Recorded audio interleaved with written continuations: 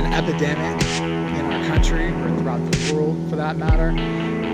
Drowning is the leading cause of death for kids under the age of 5. Car accidents, not any other type of accident. Drowning, something that is preventable.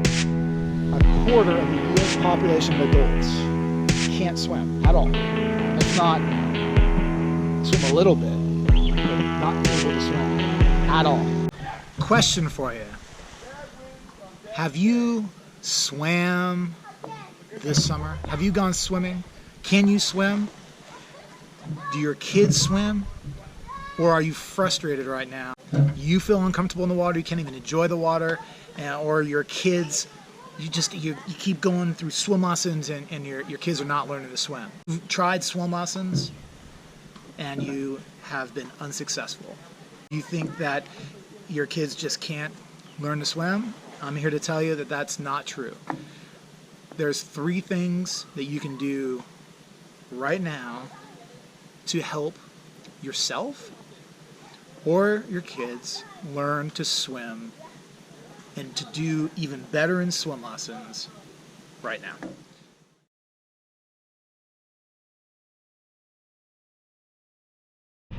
There are 2 things that prevent anyone from learning to swim.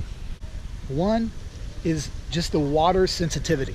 If you have any type of sensitivity to water on your face where you have a reaction, even like a panic response, you're never going to be able to be comfortable going underwater. And then once you're able to go underwater, if you're just holding your breath underwater, you're not able to get fresh air and take a breath. You have to be able to exhale underwater. So it's very important that you get desensitized to the water on your face. And there's a simple way to do that. Pour water on your face, but do it in an environment that you feel secure. In the pool, just make sure you're obviously standing up, even if you're holding on to something, pouring water. Or with kids, you just make sure you pour water on their head and you make it a really fun experience. It changes everything for kids if you can make a challenging activity fun. If you can't get comfortable with how your body floats in the water and the position on top of the water that allows it to be mobile, you'll never be able to be comfortable swimming. You'll always be tending to stand up.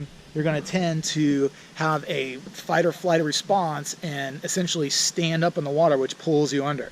There's 3 things that you can do to help yourself get over the water sensitivity and the buoyancy issue. So first, just simply get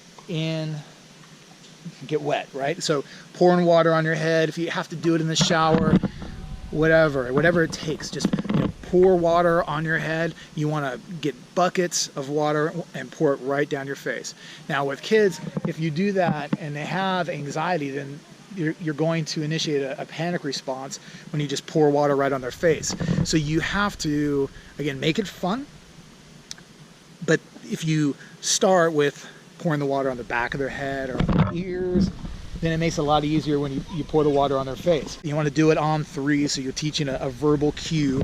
1, 2, 3, pour, and then you want to wipe their face so that they can move on. Now, if they start to cry, start to panic, then you need to change their mindset. You get them to focus on something else. So redirect. Other issue, obviously, with the buoyancy, you have to learn how to allow your body to float. So in the bathtub, you can put your hands on the bottom of the bathtub. Now, if you're an adult, you may not be able to fit in a bathtub. You just want to get in shallow water where you can actually put your hands underneath you on a step and let your legs float. Even have somebody put a kickboard under your feet and allow your legs to float and just relax your core muscles. That will allow you to have a good prone position on the top of the water. If your kickboard is getting pushed down or your legs drop, it's because you're tightening up. You got to relax. So the third thing is you want to be able to do the water sensitivity work with allowing your body to float. So you can have someone pour water on a child's head while their legs are floating. That'll help a lot, and you can do that right in the bathtub. So those are 3 things you can do right now to help start the process of getting to overcome the water sensitivity and any type of anxiety that would be associated with learning to swim.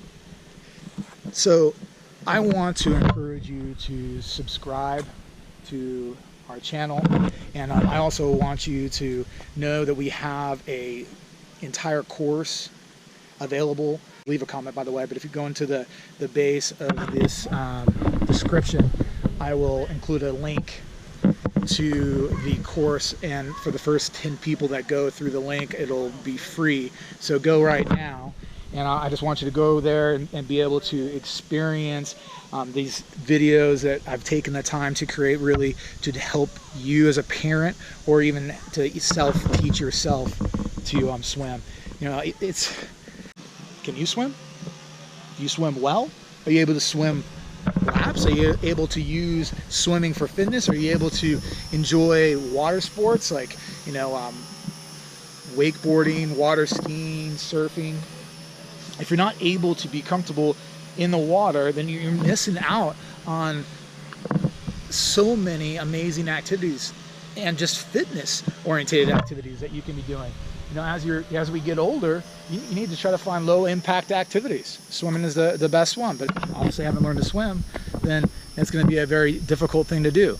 Right now, we have a 79-year-old woman who's almost learned to swim, and it's the most rewarding thing for her, because she is now at this stage in her life able to enjoy, or begin to enjoy, the water.